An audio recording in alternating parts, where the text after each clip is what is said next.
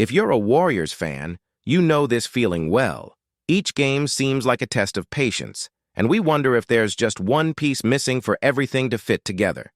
Because this bomb exchange could be exactly that turning point that the season was asking for. It's not just another rumor, it's a movement that changes course, adjusts the balance of the squad, and could transform how the team competes from now on. Today, I'm going to explain to you what's really behind this decision, the immediate impact on the rotation, and why this could rekindle the hope of fighting big. Stay with me because the details of this exchange say a lot about what the Warriors will be from now on. Before I show you why this change could change the course of the season, subscribe to the channel so you don't miss any updates that could explode at any moment. Leave a like now, because this really helps the video reach more Warriors fans. And activate the bell to receive an alert whenever hot news, rotation analysis, and behind-the-scenes information about the team comes out. And stay with me until the end, because I'm going to explain the real impact of this movement, who gains space, who could lose minutes, and what this means for the immediate future of the franchise. I want to start this video very directly with you, because what the Warriors did against the Chicago Bulls is not what we summarize as good victory and move on. It was one of those nights that serve as an internal and external message at the same time. Internal, because the cast needed to prove that there is life, structure, and competitiveness even when giant pieces are missing. External, because the entire league is always ready to take the temperature of the Golden State and say if this team is still scary or if it has become just a memory of a dominant era. The score of 123-91 leaves no room for a lukewarm reading. It was control, it was rhythm, it was impact, and there is a detail that makes everything even more symbolic. This result came without Stephen Curry, without Draymond Green, and without Al Horford. Three names that, for different reasons, represent weight, organization, and confidence for the team. And when a cast faces a game of this size without these references and still runs over, the message is simple. The base is more alive than many people imagined. The truth is that this type of game changes the conversation behind the scenes and changes the conversation between fans as well. Because we experience an almost emotional dilemma with the team. When the stars are out, there's that fear that the season will slip through your fingers. So a performance of this size acts as relief and hope. It's not just we can handle it without them, we have people ready to hold the script when the chapter gets difficult. And here come the unexpected protagonists of the night, who in practice stopped being improvised and became an argument. Brandon Podziemski was the most obvious face of this. 21 points, 8 rebounds, 7 assists, 2 steals, and all of that in 29 minutes. When a player delivers this complete package in such a short time, he is not just helping the team win, he is placing himself on a shelf of trust that changes the way the coach sees the next game and changes the rotation calculations for the entire month. The most interesting thing about Podziemski's game was the balance. It wasn't that performance where the ball falls at an absurd rate and the rest disappears. He controlled spaces, read the defense, accelerated when he needed to, slowed down when the game called for calm, and also killed 5 three-pointers in 9 attempts. That long-distance efficiency, combined with such high overall production, puts his name in very rare statistical comparisons for the franchise. These numbers aren't just a highlight of one night. They are an argument about profile and maturity, and it wasn't a solo show. Quinton Post also came out strong, tying his season high with 19 points and 5 three-pointers. This type of bank production is what separates caricature from real depth, because everyone says they need a squad, but when the game gets tough, few teams can actually turn that phrase into points on the scoreboard on a regular basis. Pat Spencer entered this story with a very clear and extremely valuable role in these big victories, keeping the team organized and competitive every minute on the court. There were 12 points with a balance of plus 30.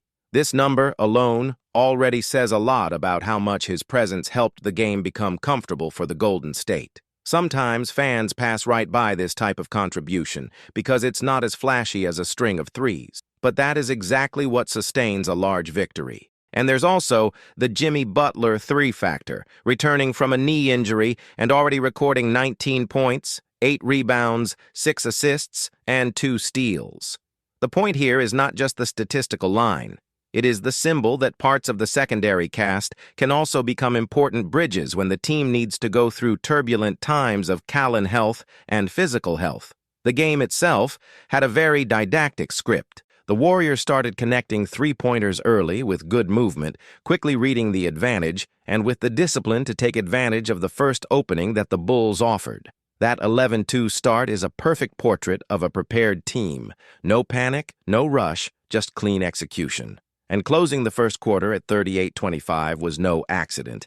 It was a consequence of what was seen from the first possession. When you look at the first half and see the 60-46 advantage, it's hard to deny that the offensive identity was very clear. The ball rolled, the movement without the ball appeared, the team attacked the rebound with intention.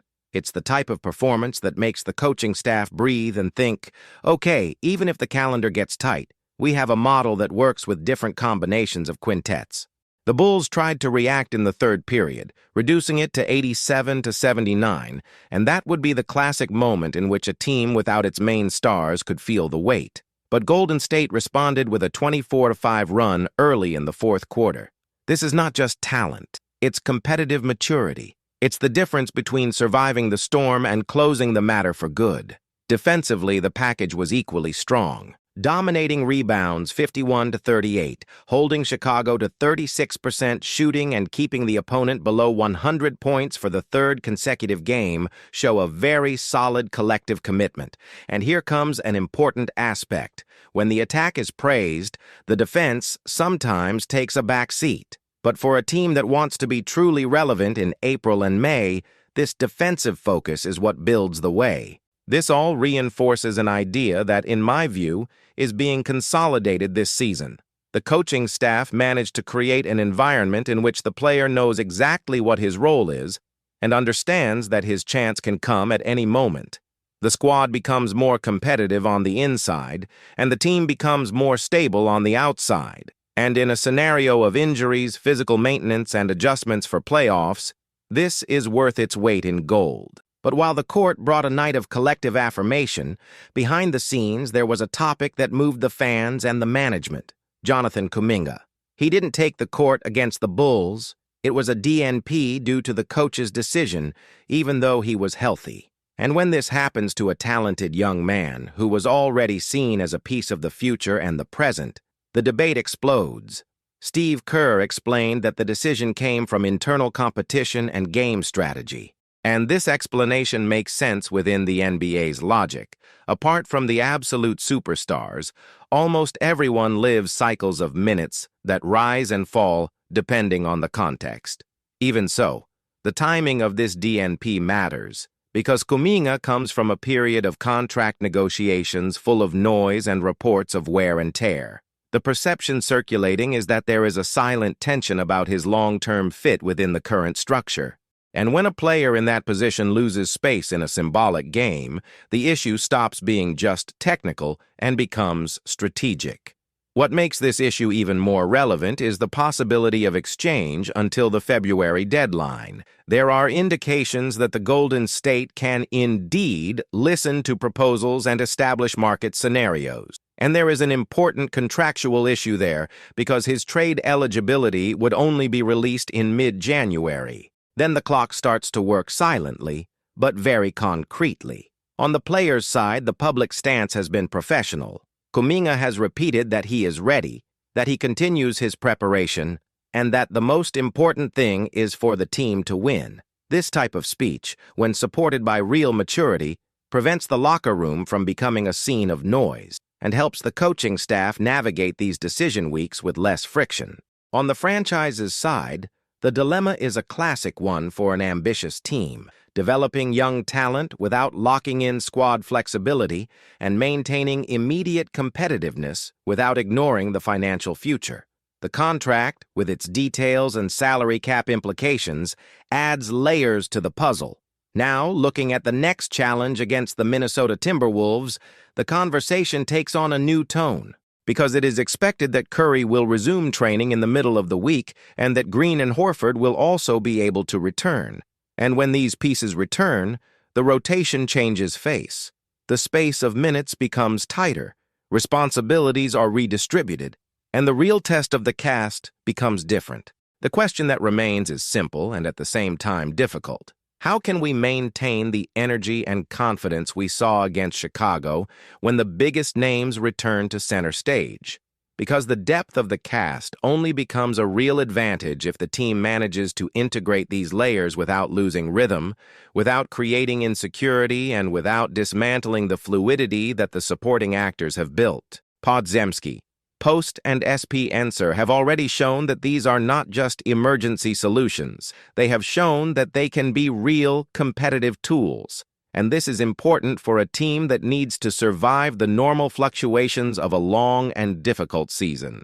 Now, there is a second block of conversation that has started to gain traction off the court, and that needs to be treated with caution and lucidity. Because the NBA lives from two parallel realities, the one that happens in the games and the one that explodes on the networks, in rumors, in speculation, and in market projections. And it is in this context that comments arise about a possible gigantic movement involving LeBron James and the Warriors. Multiple voices and behind-the-scenes reports began to feed this scenario as if it were an earthquake about to happen. And I need to be very clear with you here. This still lives in the territory of speculation. It could be one of those stories that the internet amplifies too quickly, or it could be a cloud that precedes a real market storm. The hypothetical impact of such an idea, if one day it became something concrete, would be obvious.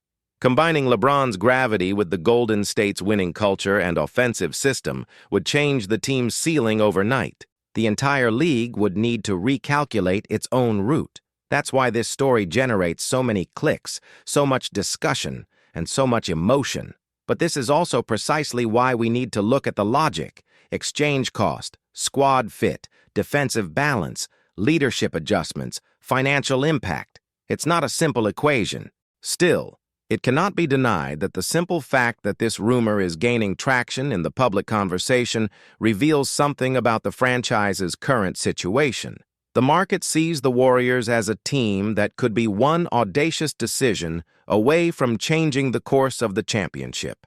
And here I want to connect the two stories, because they talk to each other more than it seems. The game against Chicago showed a squad capable of dominating even without stars.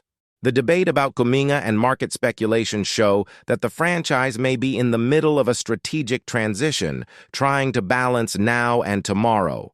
That's why this victory shouldn't just be seen as a good night of basketball.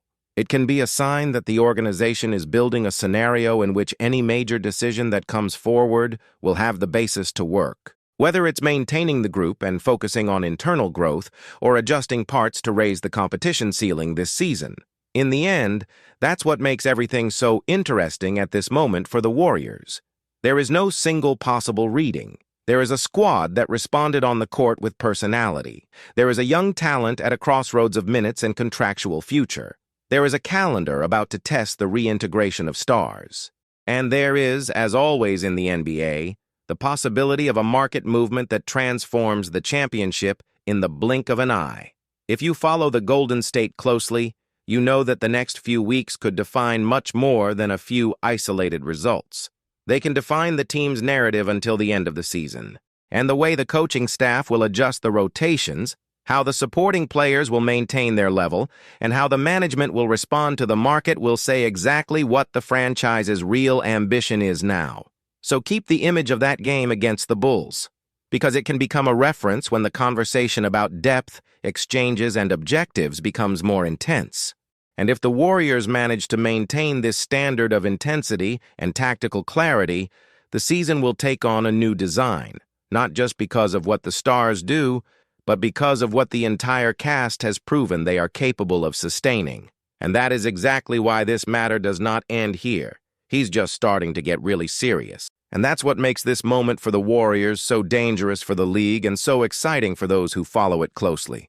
When a team crushes an opponent like that, even without its biggest references, it's saying that the season can still turn around at any moment. The victory against the Bulls was not just a convincing result, it was a warning that the squad has answers, has options, and has people ready to take control when things get tough. Now, the big question is not whether the Warriors have depth. They have proven that they have. The question is, what this franchise will do with this newfound strength when the stars return, when the rotations get tougher, and when the market starts to put pressure on every decision.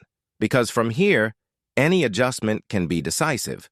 Any choice can spark the team for good or completely change the direction of the project. If you want to follow all this at the right pace, with context, analysis, and updates without missing anything that could explode in the coming days, the Golden State Warriors News Today playlist is already in the pinned comment.